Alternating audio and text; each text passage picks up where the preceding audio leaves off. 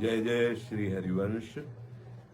आप सबको सावधानी के लिए निवेदन करते हैं कि जब जब कहीं भी भक्ति का रंग छाता है तो माया उस रंग में विक्षेप करने की चेष्टा करती। विक्षेप तो नहीं कर सकती, व्यवधान तो नहीं कर सकती, इतनी सामर्थ्य नहीं, पर भावुक जनों के मार्ग में विक्षेप डालने का प्रयास करती है। जब भक्तों का भक्ति वैभव प्रकाशित होता है, नाम कीर्तन, गुण लीला गायन, और बहुत से पिपासुजन वहां शरणागत होकर भक्ति रस का आनंद लेते हैं, तो ये बलवती माया उनकी श्रद्धा पर विघ्न डालने के लिए नाना रूप धारण करती है। जो व्यक्तियों के हृदय में ईर्ष्या रूप बनकर के कि कैसे इन भक्तों को परास्त किया जाए, कैसे इन भक्तों का यश नष्ट किया जाए, कैसे इन भक्तों के पास लोगों का आना बंद हो, कैसे लोगों के हृदय में इनकी प्रति अश्रद्धा हो, ऐसी चेष्टाएं माया लोगों के हृदय में बैठकर द्वेष भाव करके करवाने लगती है। चाहे आप कबीरदास जी का प्रसंग देखिए,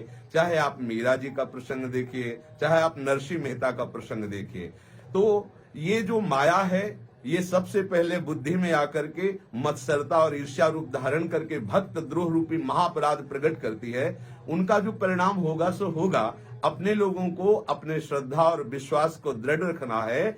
ऐसे लोगों के द्वारा किए हुए प्रचार प्रसार या गंदी भावनाएं या ऐसे लोगों के द्वारा जो दोष दृष्टि करके वर्णन की गई बातें हैं, उन पर ध्यान नहीं देना है, क्योंकि उनका ध्यान हमें अपने भक्ति में आकर्षित करना है, ना कि उनके द्वारा दिए गए मायाकृत दोषों को अपने ध्यान में रखकर भक्ति का मार्ग बाधित करना है। ये कलिकाल है, ये ऐसा रचना रचेगा, ये ऐसा प्रचार प्रसार करवाएगा कि भक्ति का ह्रास हो, भक्ति रहित हृदय हो और व्यभिचार, पाखंड, नाटक इसकी बढ़ोतरी हो। इसलिए सबसे प्रार्थना है कि ऐसे लोगों की भावनाओं का किंचन मात्र ना श्रवण करें, ना मन में विचार करें, ना आदर करें, क्योंकि ऐसी भावनाओं से सतमार्ग नष्ट होता है। स्वयं तो सतमार्ग में चल नहीं सकते, पर सतमार्ग में चलने वालों की प्रति ये नाना प्रकार की कटु व्यवहार, प्रतिकूलता का व्यवहार, दोष दृष्टि का व्यवहार करते हैं और ऐसी बातें और ऐसी रचना करते हैं जिससे लोगों के हृदय में संतों के प्रति अश्रद्धा हो। इसलिए आप सबको निवेदन करते हैं